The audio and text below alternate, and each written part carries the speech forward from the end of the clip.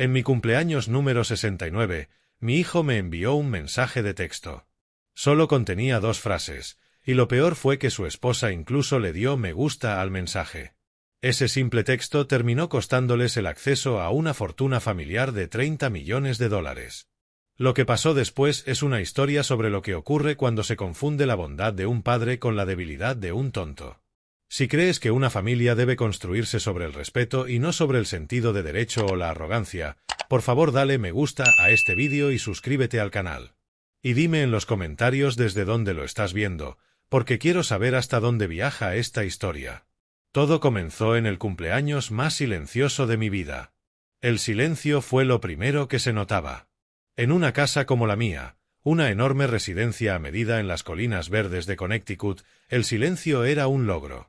Un testimonio de muros gruesos, ventanas aisladas y una vida cuidadosamente diseñada para mantener a raya el ruido del mundo. Pero aquella noche, el silencio no era paz. Era pesado. Sonaba ausencia. Me senté en mi sillón de cuero, ese que mi difunta esposa Anna siempre decía que me hacía ver demasiado serio, y fijé la mirada en el reloj de pie del pasillo. Su tic-tac constante era lo único que marcaba el paso del tiempo.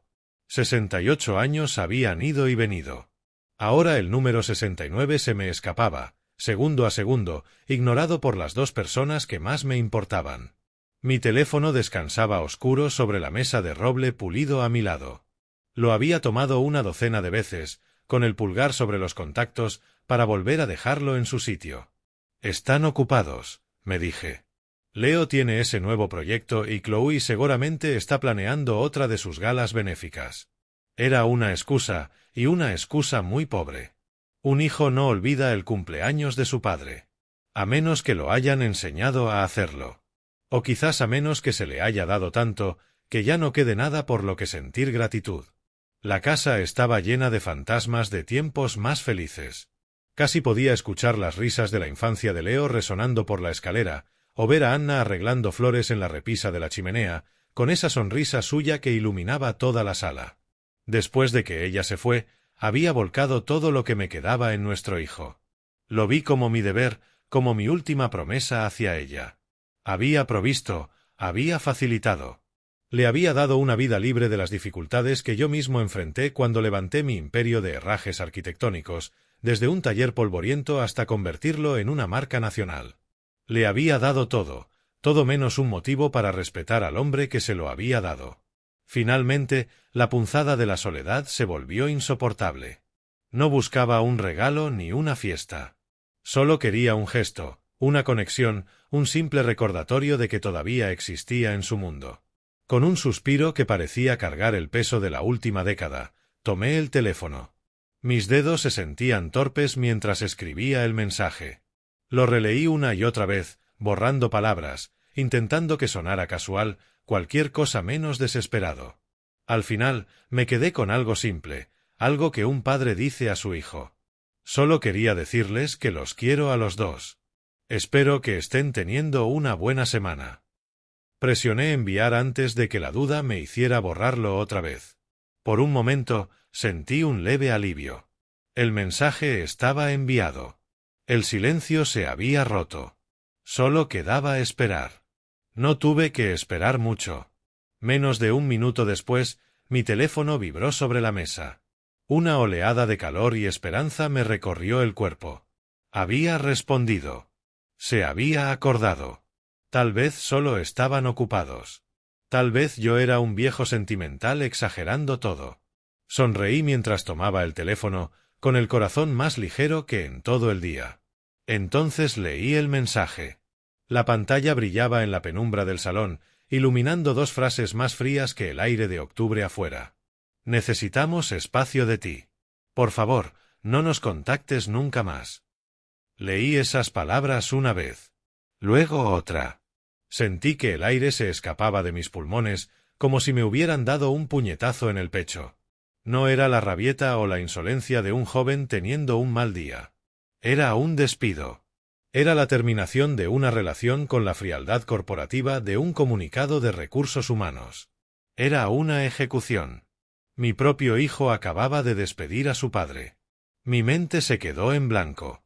No lograba procesar semejante crueldad. Durante 20 años, desde que su madre murió, mi vida había girado en torno a darle a él un cimiento sobre el cual construir la suya. Pero había cometido un terrible error. No le había dado un cimiento. Le había dado un ático amueblado de lujo, y ahora se quejaba del casero.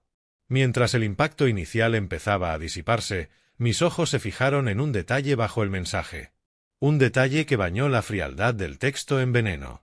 Era un pequeño ícono rojo de corazón y, junto a él, 2 palabras. A Chloe le gusta este mensaje. Ese fue el momento en que todo se rompió. El dolor no sonó como un cristal estallando. Fue una fractura profunda y silenciosa, de esas que hacen que todo un edificio sólido empiece a resquebrajarse. Chloe, su esposa. La mujer cuya fastuosa boda pagué sin pestañear. La que conducía un Range Rover que le regalé por su cumpleaños. Su gesto de me gusta no era solo estar de acuerdo. Era aplaudir. Era un choca esos 5 digital a la crueldad de su marido. En ese instante, vi su relación con total claridad. No eran solo pareja. Eran un equipo, unidos en su derecho arrogante a exigir. Y de pronto, los recuerdos que había apartado durante años para mantener la paz me inundaron sin control. Ya no eran eventos aislados. Eran piezas de un rompecabezas que al fin encajaban en una imagen fea y completa. El $500,000 que puse para el pago inicial de su ático en Tribeca, un apartamento que ellos llamaban la casa de inicio. La constante avalancha de estados de cuenta de tarjetas de crédito, llenos de cargos en boutiques de lujo y resorts 5 estrellas, todos cubiertos silenciosamente desde mis cuentas. Recordé aquella llamada, apenas 6 meses atrás. La voz de Leo, ligera y despreocupada, pidiéndome $200,000 para financiar la última ocurrencia de Chloe, una galería en línea para artistas emergentes. No lo presentó como una petición. Lo presentó como una notificación de retiro. Cuando le sugerí con suavidad que tal vez usara algo de su propio capital, se rió.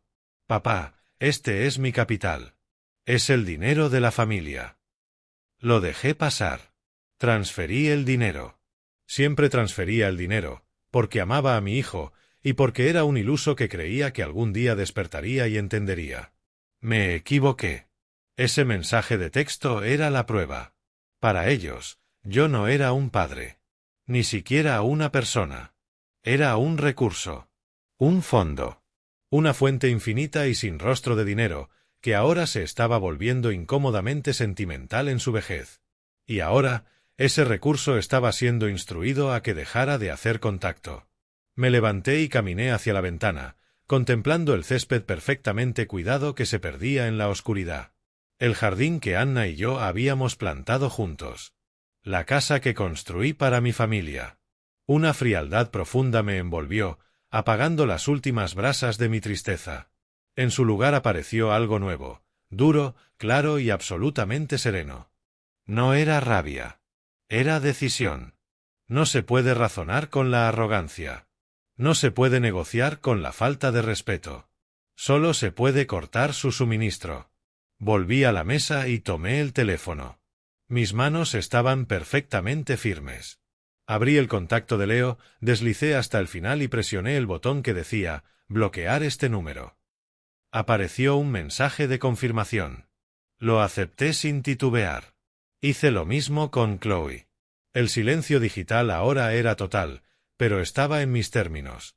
Luego hice una segunda llamada.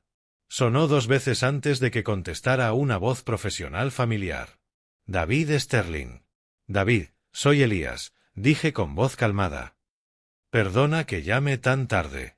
Elías, ningún problema. ¿Todo bien? Su tono dejó entrever preocupación. David había sido mi abogado y mi amigo durante 30 años. Él redactó mi testamento, organizó mi empresa y, lo más importante, había creado el fideicomiso revocable de la familia Thorne. Todo está perfectamente claro, respondí. Necesitamos vernos mañana a primera hora. Es momento de hacer cambios significativos en el fideicomiso. El trayecto a la oficina de David Sterling, a la mañana siguiente, se sintió diferente. No conducía por las carreteras familiares de siempre. Avanzaba por un paisaje nuevo, definido por la fría claridad de mi decisión. Las hojas de otoño que ayer podrían haberme parecido melancólicamente hermosas ahora no eran más que cosas muertas esperando a ser barridas. Ya no quedaba tristeza en mí. Solo un propósito callado y firme.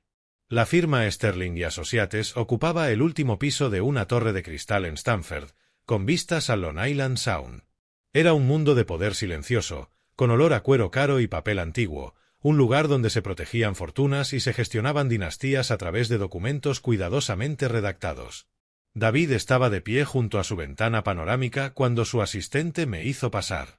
Era un hombre tan pulido como sus argumentos legales, con el cabello plateado perfectamente peinado y un traje que destilaba riqueza discreta. Se giró y sus ojos, capaces de diseccionar un contrato con precisión quirúrgica, se encontraron con los míos. No había lástima en su mirada, solo una profunda comprensión. Me señaló uno de los sillones de cuero frente a su imponente escritorio de caoba. Elías, dijo con calma. ¿Café? Negué con la cabeza y me senté. Gracias, David. Solo necesito hacer esto. Él asintió lentamente y tomó asiento, con las manos entrelazadas sobre el escritorio inmaculado, donde reposaba un grueso expediente justo en el centro. No preguntó qué ocurría. No ofreció condolencias. Simplemente esperó. Era un buen amigo y un abogado aún mejor. Sabía que esa no era una visita social. Le expliqué lo sucedido la noche anterior, no con la voz temblorosa de un padre herido, sino con la precisión fría de un cliente reportando una violación de contrato. Le conté de mi cumpleaños 69, del silencio, del mensaje que envié y de la respuesta de 2 frases que recibí. Incluso le hablé del me gusta de Chloe, ese pequeño corazón que se sintió como una daga. Cuando terminé, el silencio volvió a llenar la oficina, pero esta vez era un silencio de análisis, de balancear hechos. David se recostó en su silla, su expresión intacta.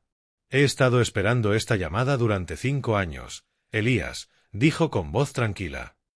Desde la fiesta de cumpleaños número 30 de Leo, la que hiciste en el club náutico. ¿Recuerdas lo que dijo en su brindis? Dio las gracias porque le diste el capital inicial para su vida, como si fuera una empresa emergente y tú su inversor. Ahí supe que ya no te veía como un padre. Te veía como un banco. Y Chloe, ella no es solo beneficiaria de ese banco. Es la directora financiera. Escuchar mis temores puestos en palabras claras por un hombre racional como David fue un alivio inmenso. Una validación. No era yo siendo un viejo amargado. Era una realidad que otros habían visto desde hacía mucho. Yo solo había sido el último en aceptarlo. David deslizó el expediente hacia mí. Las letras doradas de la portada brillaban. Fideicomiso revocable de la familia Thorne. Todo lo importante está aquí, empezó, con tono ya de abogado más que de amigo. La escritura de su ático está bajo el fideicomiso. Los contratos de arrendamiento de sus coches están a nombre del fideicomiso. Sus líneas de crédito están garantizadas por los activos del fideicomiso. Y, por supuesto, la asignación mensual de $30.000 se les entrega directamente de este fondo. Hizo una pausa para que sus palabras calaran. Verás, Elías, cuando lo configuramos tras la muerte de Anna, lo hicimos para proteger tus bienes y para facilitarle las cosas a Leo cuando tú ya no estuvieras. Es un fideicomiso revocable. Piensa en él como una caja fuerte de acero.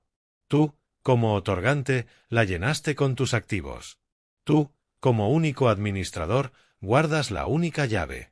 Puedes abrirla cuando quieras, sacar cosas, meter nuevas o cambiar las instrucciones sobre quién recibirá el contenido. Ahora mismo, las instrucciones nombran a Leo y a Chloe como beneficiarios principales. Pero el poder, la llave, nunca dejó tu mano. Tienes control absoluto y unilateral para cambiar cualquier disposición, en cualquier momento, por cualquier motivo. Miré el documento con mi nombre en la portada.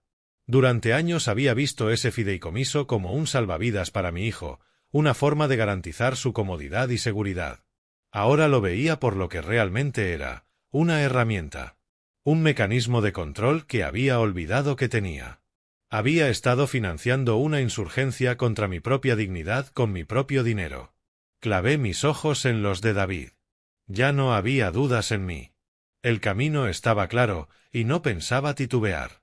Empecemos el proceso, dije con voz baja pero firme. Quiero que los elimines por completo. Termina el contrato del ático. Cancela todas las líneas de crédito. Suspende las asignaciones mensuales de inmediato. Todo. David, me incliné un poco hacia él. Vamos a cerrar el grifo. Mientras yo estaba en la oficina de David moviendo las piezas del tablero, las primeras fichas ya comenzaban a caer, a kilómetros de distancia, en Manhattan.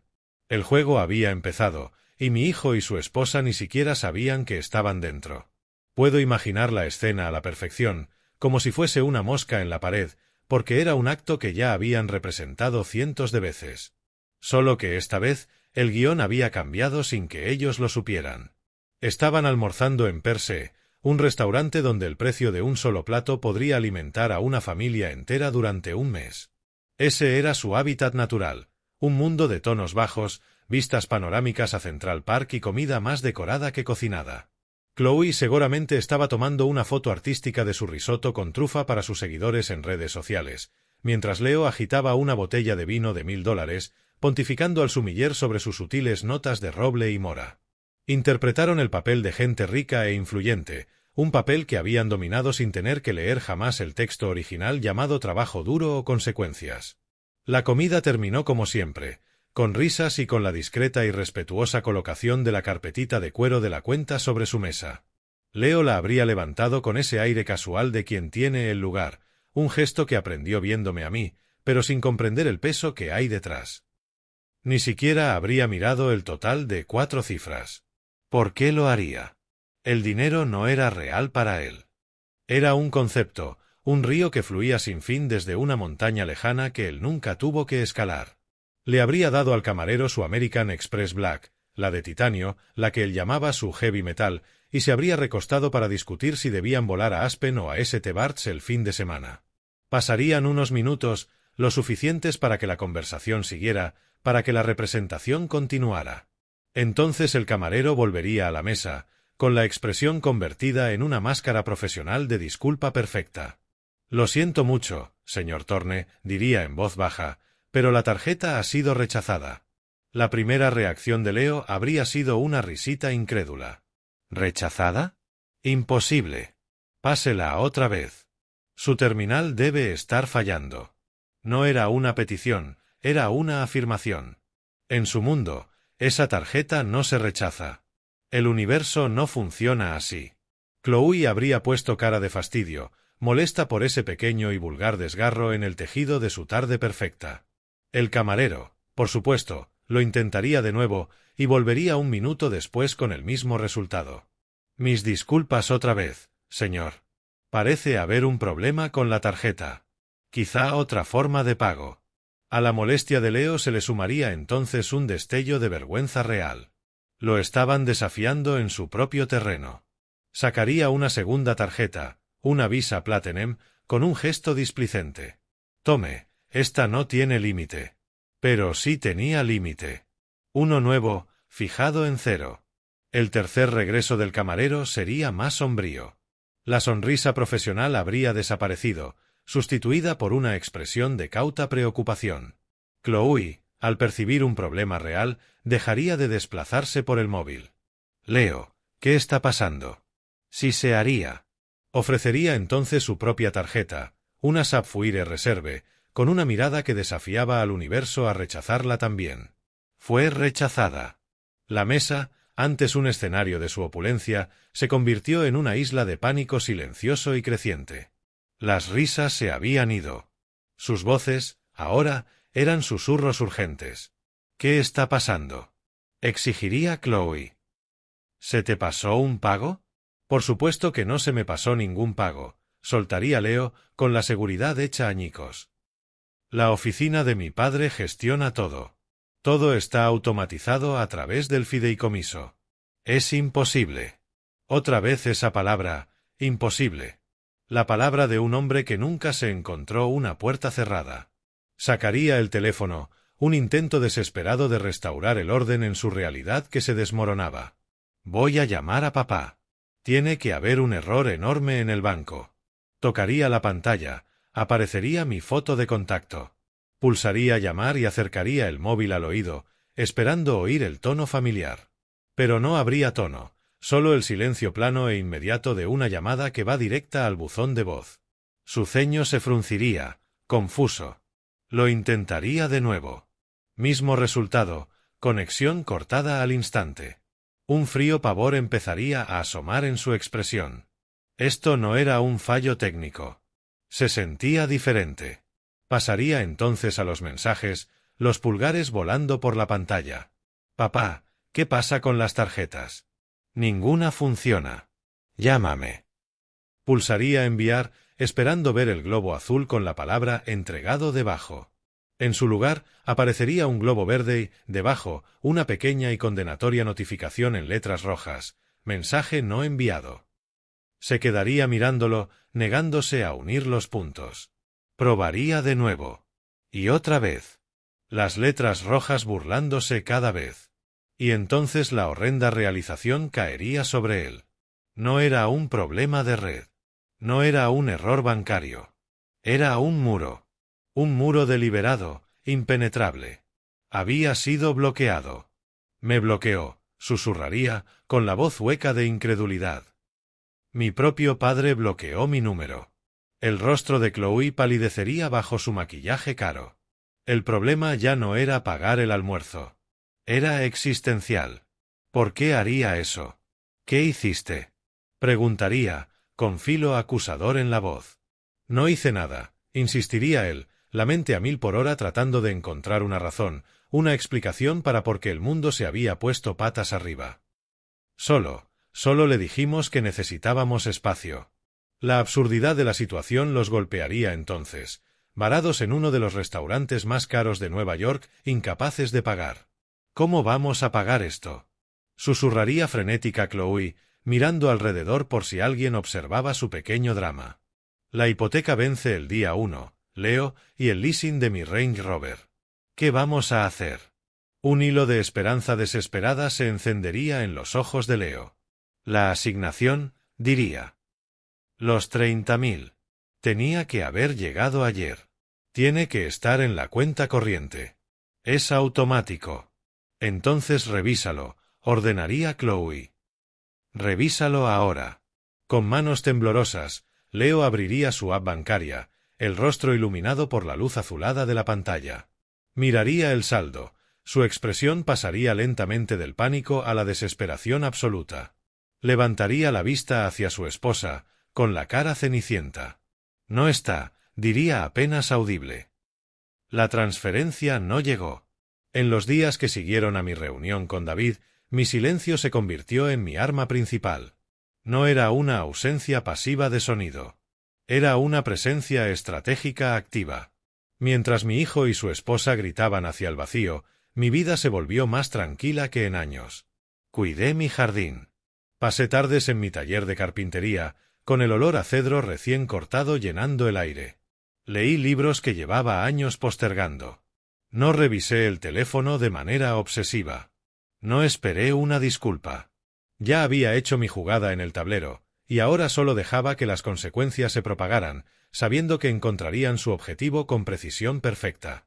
La primera onda alcanzó su vida doméstica. Puedo imaginar a Chloe, con sus mallas de yoga de $200, esperando a que llegara el servicio semanal de limpieza. Se impacientaría, taconeando sobre los suelos de madera pulida que jamás había limpiado.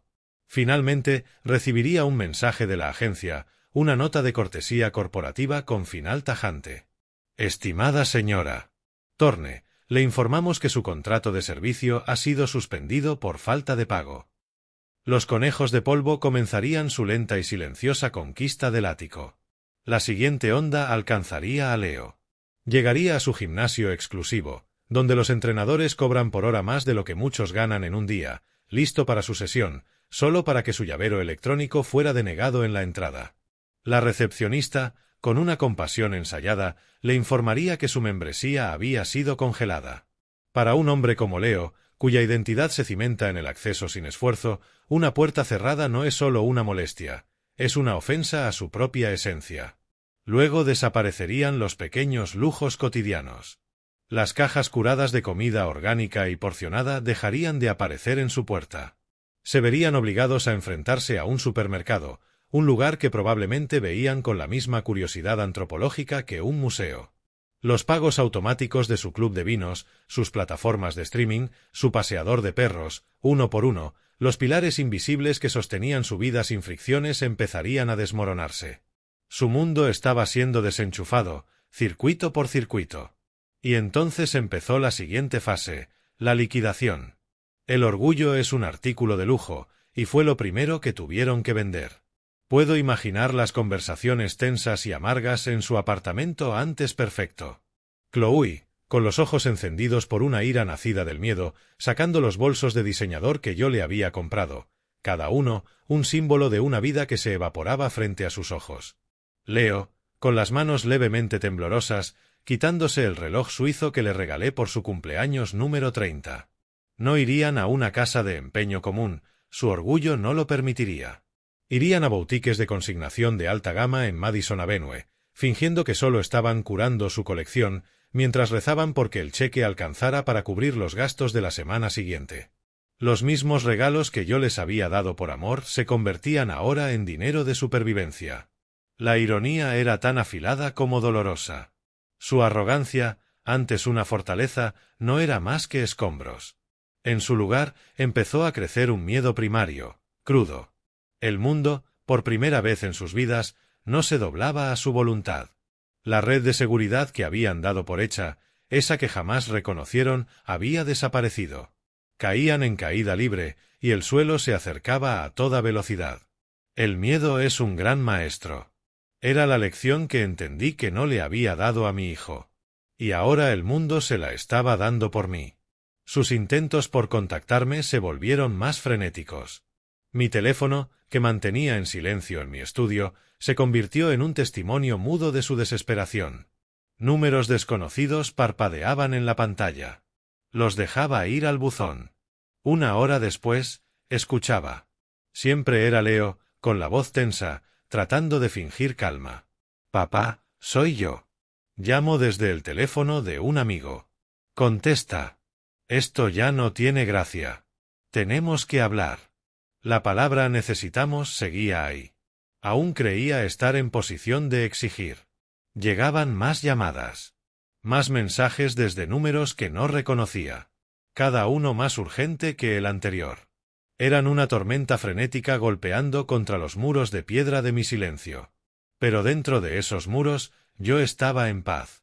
No necesitaba bloquear esos nuevos números. Mi silencio era el único bloqueo necesario. Mi respuesta a cada pregunta, mi réplica a cada exigencia y mi contraargumento a cada acusación. Un no constante, firme e insoportable. Ellos pidieron espacio. Yo simplemente se lo estaba dando de un modo que jamás habían previsto. Pasó un mes. Para mí, fue un mes de rutina apacible y nueva paz. Para ellos, fue un mes de ahogo a cámara lenta. David me mantenía al tanto de los hitos clave, no por chismosear, sino como constancia legal. Sabía que el dinero que obtuvieron vendiendo sus chucherías no duraría. Era como usar una tacita de té para achicar un yate que se hunde. Tapaban agujeros pequeños mientras una brecha enorme se abría bajo la línea de flotación. Y tras 30 días de silencio, supe que estaba por llegar la verdadera tormenta. Llegó en forma de una sola hoja de papel. Estaría pegada con cinta en la pesada puerta de madera importada de su ático, un aviso oficial de la administración del edificio. Sus letras negras y rojas, un contraste violento con la elegancia serena del pasillo. Era un aviso de desalojo por impago.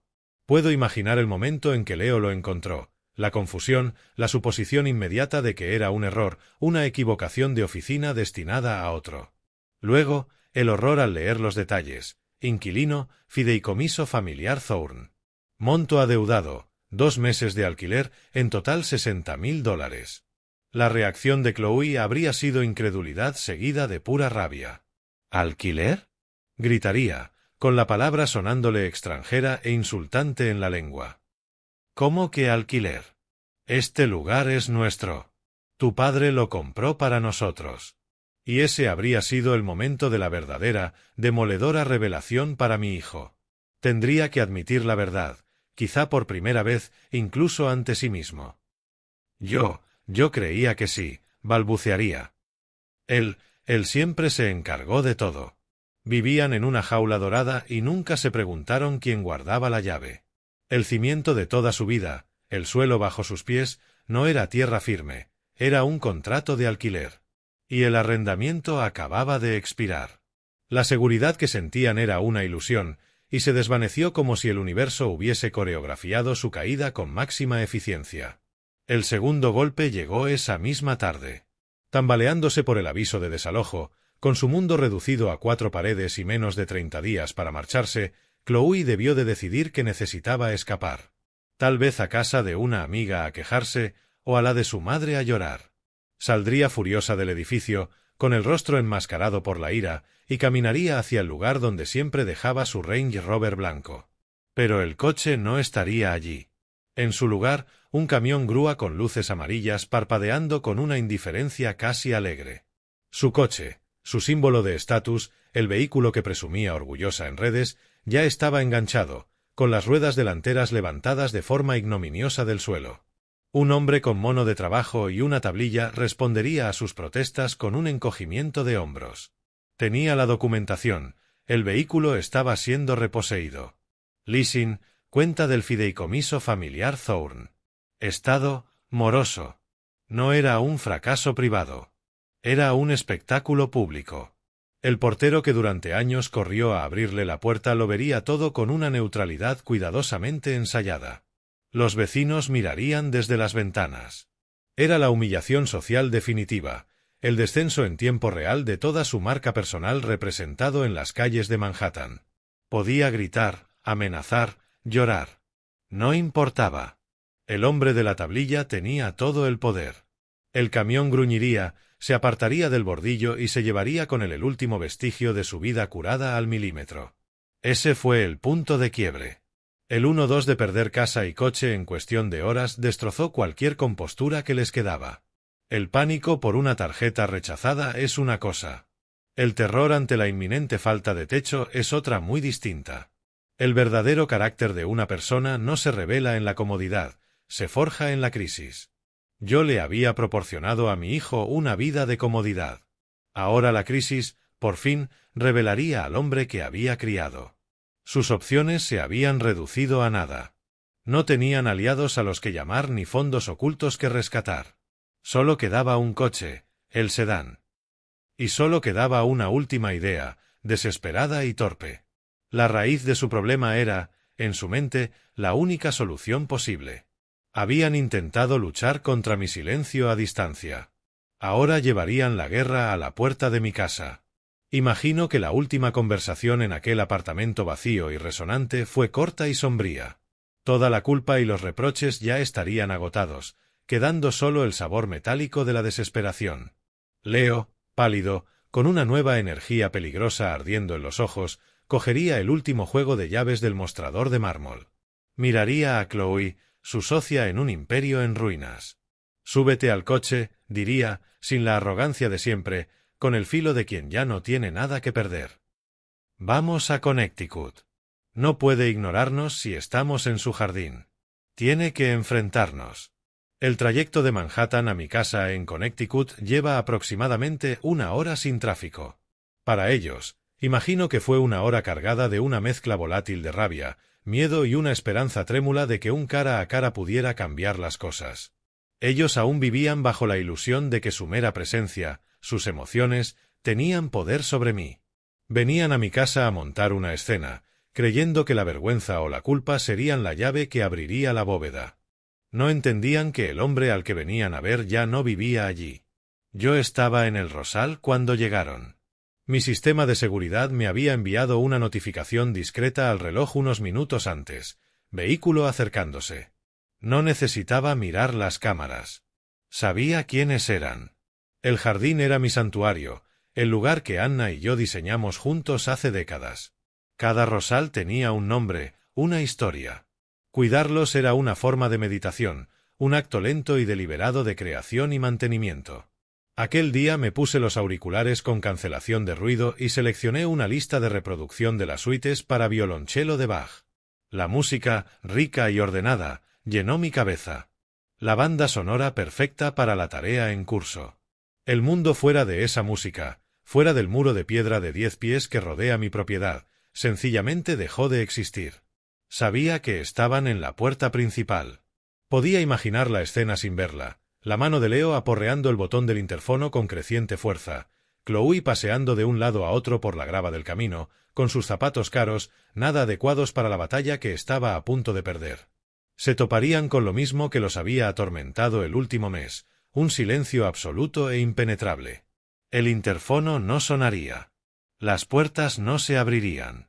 Desde el borde del jardín, a través de un seto podado con esmero, tenía vista clara del camino que conduce a la casa. Los vi abandonar la entrada y empezar a rodear el muro, buscando una debilidad, una forma de entrar. Parecían náufragos buscando una grieta en los acantilados de una isla inalcanzable. Finalmente llegaron a un tramo donde la verja ornamental de hierro les dejaba ver el patio trasero. Y fue cuando me vieron. Pude sentir su mirada sobre mí. Era algo tangible, como un cosquilleo en la nuca. Sabía que estaban allí, de pie, a 100 pies de distancia, con el rostro probablemente pegado a las frías barras de hierro. No me giré. No los reconocí. Me concentré en la tarea. Elegí un té híbrido, un carmesí profundo llamado Mr. Lincoln. Inspeccioné sus hojas buscando señales de moteado negro. Mis movimientos, lentos y metódicos.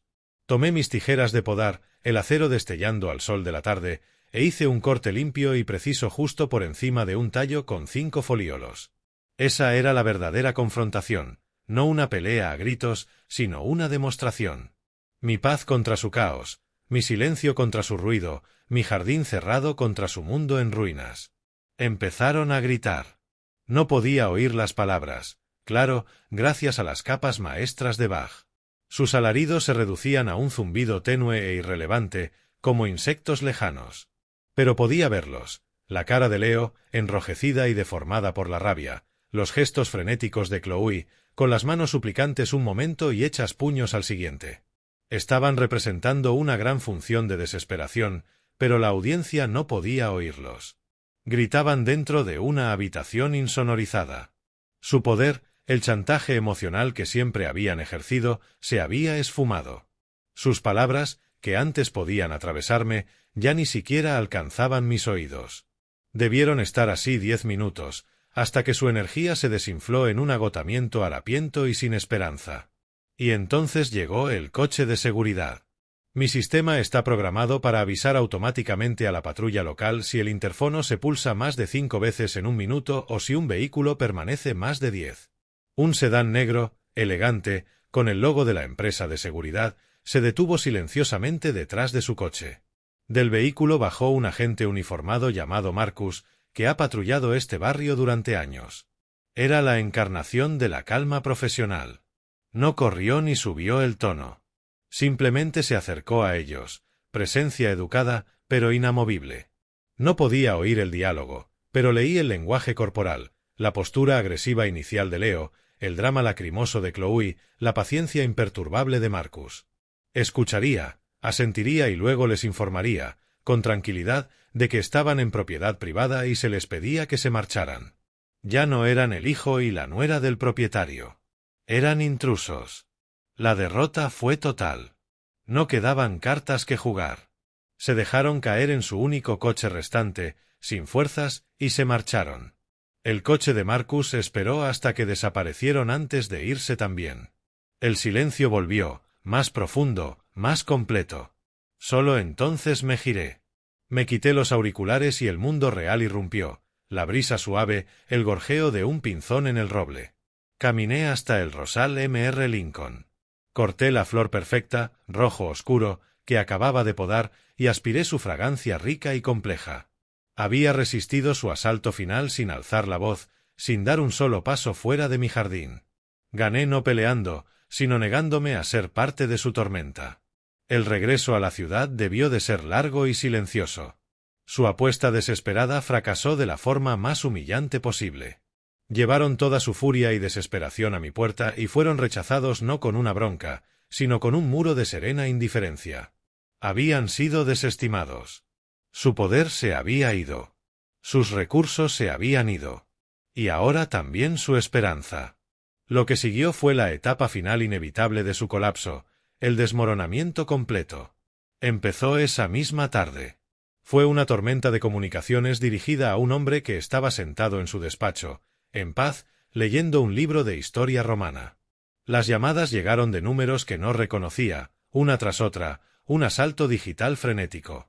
Había configurado el teléfono para silenciar y registrar automáticamente cualquier llamada que no estuviera en mi lista de contactos. No tuve que mover un dedo. La tecnología hizo el trabajo, como un mayordomo digital silencioso que rechaza a los visitantes indeseados en la puerta. No fue hasta la mañana siguiente, mientras tomaba café y veía el amanecer pintar el cielo, cuando decidí revisar lo sucedido por la noche. No por preocupación, sino por necesidad de documentación. Abrí el buzón de voz y escuché. El primer mensaje llegó poco después de que volvieran a la ciudad. La voz de Leo estaba áspera, rota por la furia. ¿Crees que esto es un juego? ¿Crees que puedes esconderte detrás de tus muros y tus guardias? No puedes hacernos esto. Estás destruyendo nuestra vida. Mi esposa está hecha polvo. Lo estamos perdiendo todo. ¿Te importa siquiera? Después de todo lo que se suponía que tenías que hacer por nosotros. El sentido de derecho seguía ahí, enterrado bajo la rabia, la creencia de que yo le debía esa vida de lujo. Una hora después, otro mensaje desde un número distinto. El tono había cambiado. La ira se había ido, sustituida por una capa empalagosa y falsa de preocupación. Era una actuación, y mala, además. Papá, soy Leo. Estamos preocupados por ti. En serio.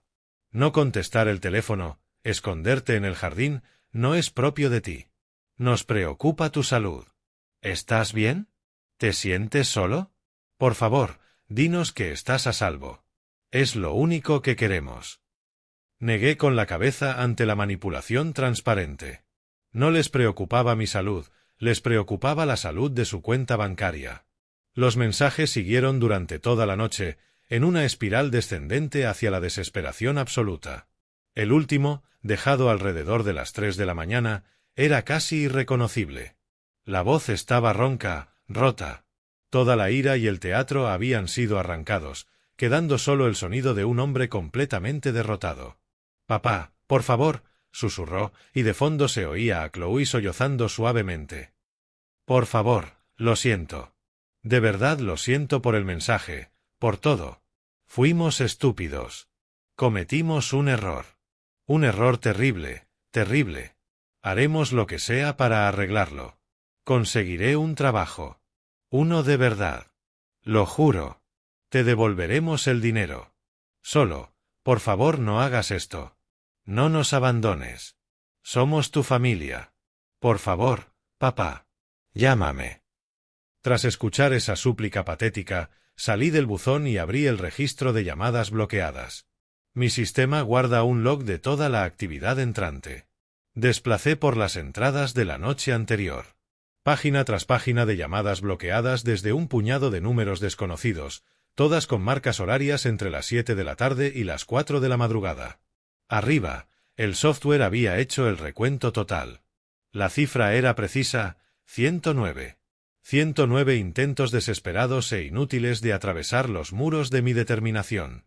Dejé el teléfono. El experimento había concluido.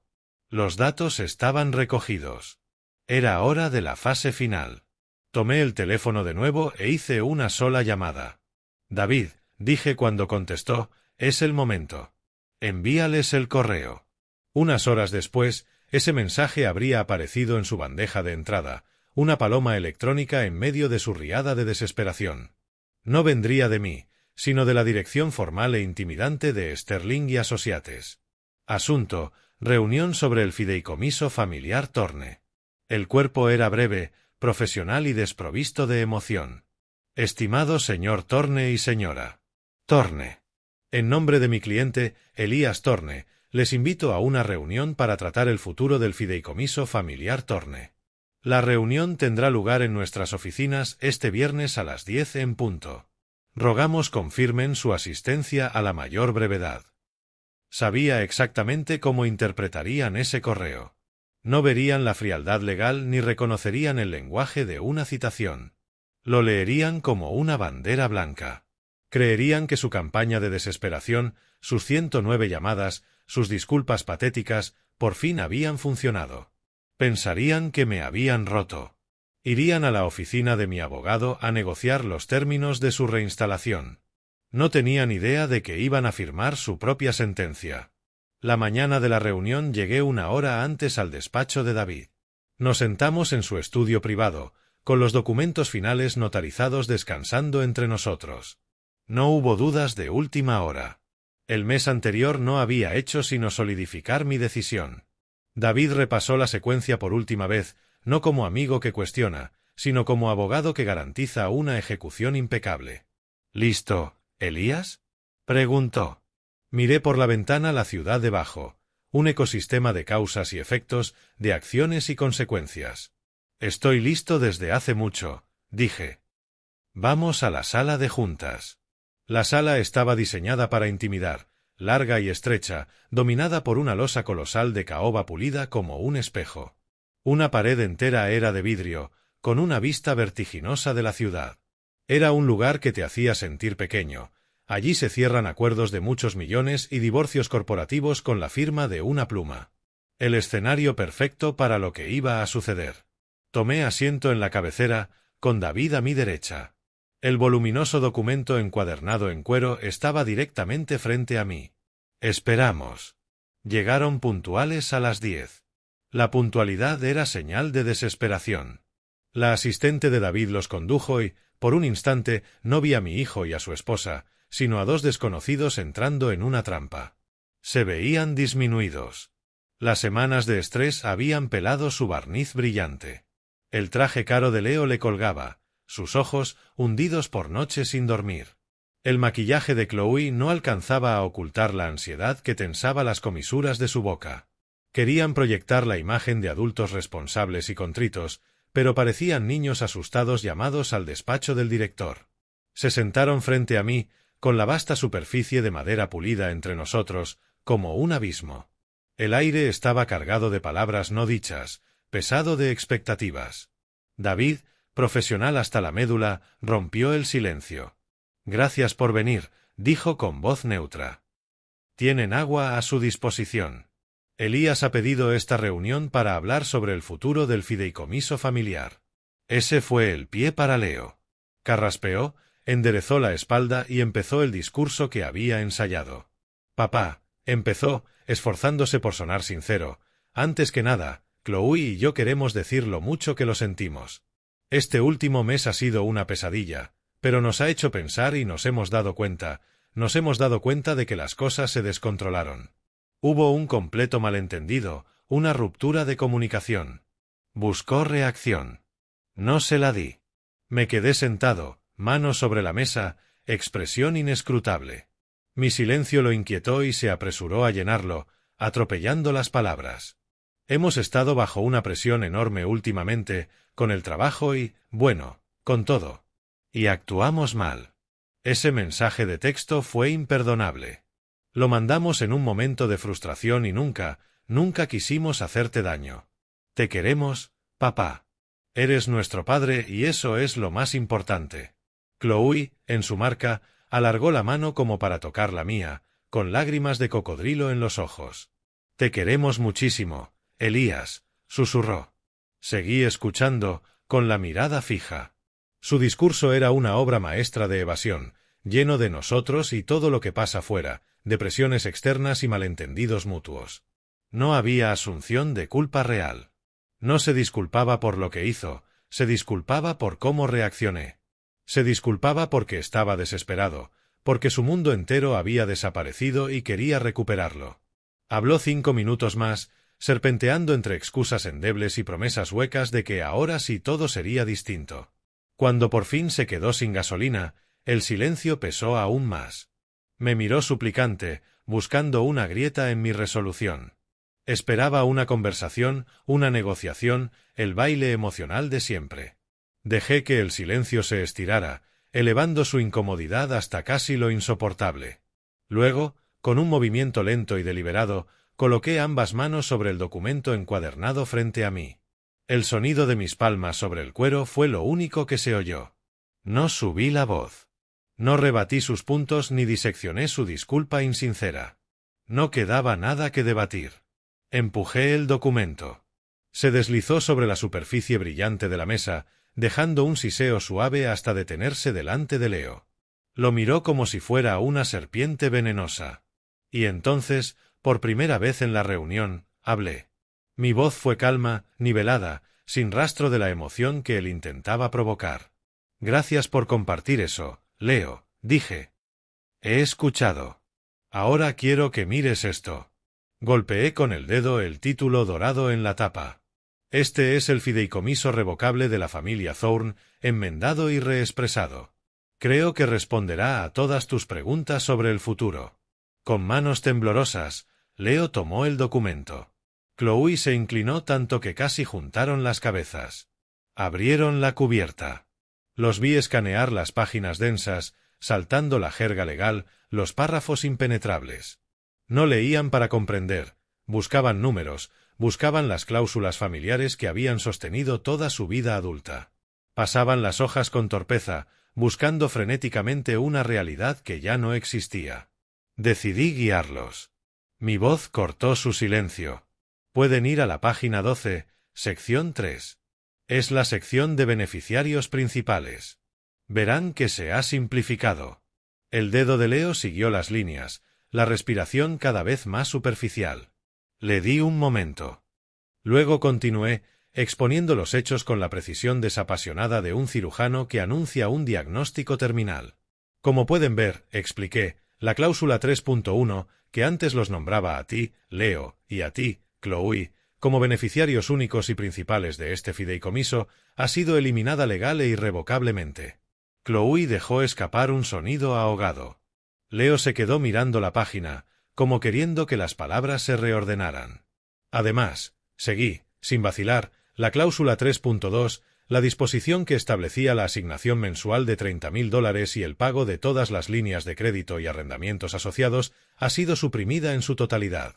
Ya no hay ninguna provisión financiera para ninguno de ustedes en este documento. El silencio fue absoluto. Solo se oía, muy lejos, el zumbido del tráfico. Chloe al fin alzó la vista, con el rostro hecho una máscara de incredulidad.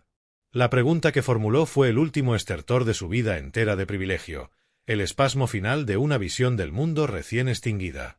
Entonces, tartamudeó, apenas audible, ¿a dónde va el dinero? Me permití un gesto lento y medido. Pasé una página de mi copia, y el crujido del papel resonó en la sala. Excelente y práctica pregunta, Chloe, dije. Si ambos van a la página 15, verán la nueva cláusula 4.1. Detalla la directiva principal revisada del fideicomiso y su único beneficiario. Rebuscaron la página. Vieron el nuevo título, el nuevo nombre, pero no entendieron. Así que se los dije.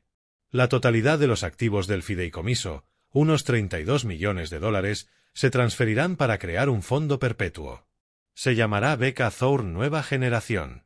Antes de que procesaran el nombre, David Sterling habló por primera vez, aportando la capa de fría finalización legal. La beca, aclaró David, leyendo un resumen, es un fondo de matrícula completa en perpetuidad. Cubrirá matrícula, alojamiento y manutención para estudiantes de bajos ingresos con mérito excepcional que deseen cursar Administración de Empresas y Diseño Industrial en la Universidad Estatal de Connecticut. Las palabras de David quedaron suspendidas, cada una como un martillazo. Dejé que el silencio respirara un segundo y entonces di el giro final. Miré directamente a mi hijo, al chico que crié, al hombre en que se convirtió, al fracaso que eligió. Ese es el centro del que tú te saliste, Leo, dije, con voz perfectamente nivelada. Después de que pagué 2 años completos. Me pareció que ya era hora de que, con una inversión de la familia Thorne, alguien se graduara ahí. Eso fue todo. El derrumbe fue total. Chloe emitió un sonido como de animal herido. El rostro de Leo, ya pálido, perdió el resto de color. No estaba solo derrotado, estaba borrado.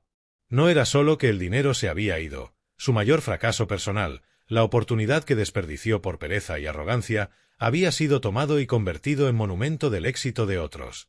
El cimiento de su nueva vida se construiría sobre los escombros de la anterior. Era una forma de justicia poética, perfecta, ineludible y con fuerza de ley.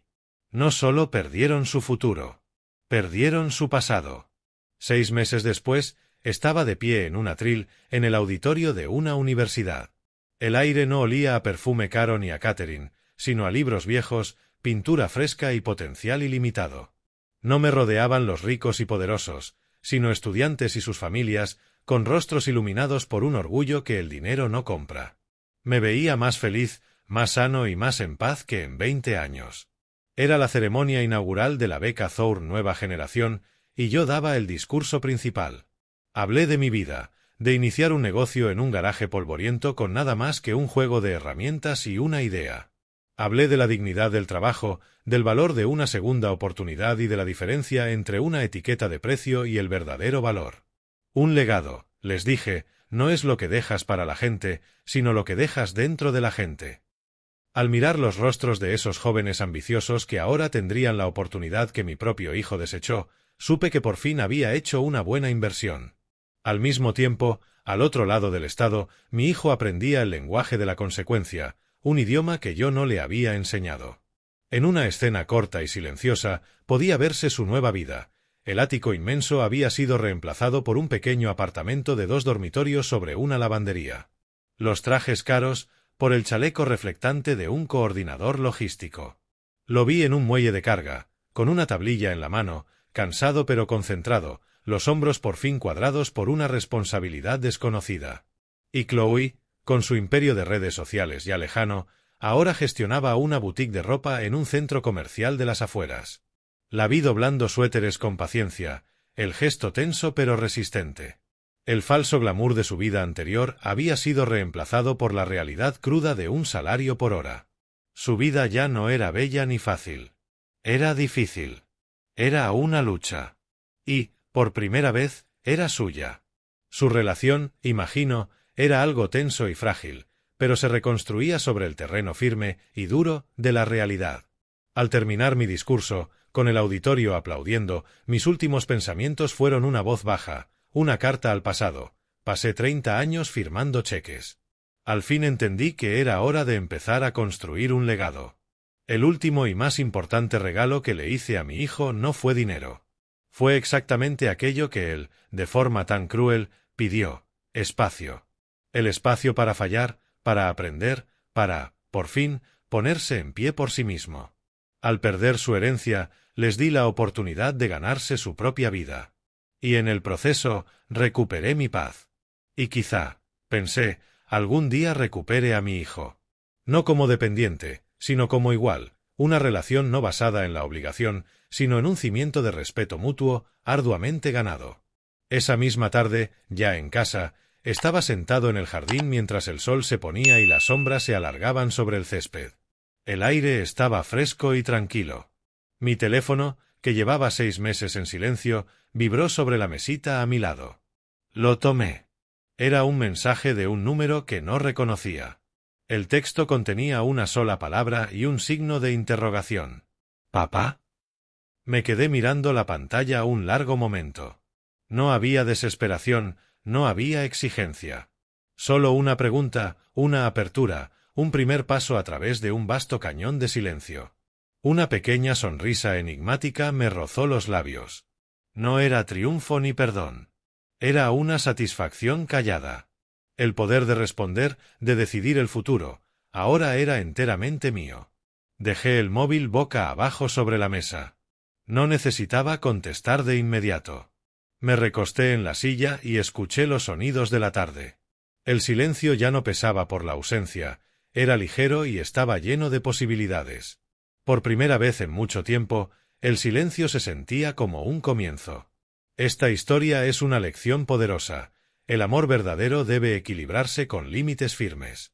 La generosidad de Elías Thorne, destinada a proveer a su hijo, creó un entitlement profundamente arraigado que erosionó el respeto y el vínculo familiar. Descubrió que dar sin fin a los hijos no los prepara para la vida, los incapacita. El acto más profundo de paternidad no fue firmar otro cheque, sino por fin decir no. Al hacerlo, le dio a su hijo el regalo más difícil y valioso, la oportunidad de enfrentar consecuencias, descubrir su propia fuerza y construir su vida. Comparte tus ideas en los comentarios. ¿Crees que poner límites duros es, a veces, el acto más grande de amor que un padre puede hacer?